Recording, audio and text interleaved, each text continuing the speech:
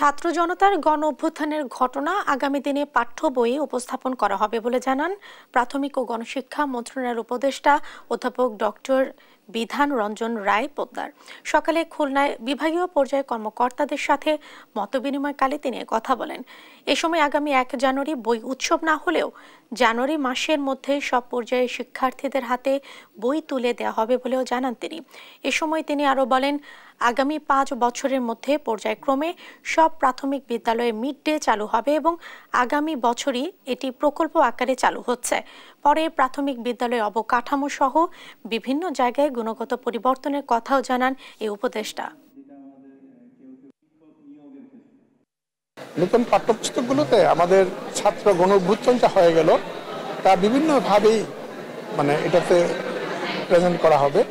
আমাদের বইগুলো কিছুটা পরিমার্জন করতে হয়েছে, সেজন্য আমরা শিডিউল থেকে কিছু পিছিয়েছিলাম।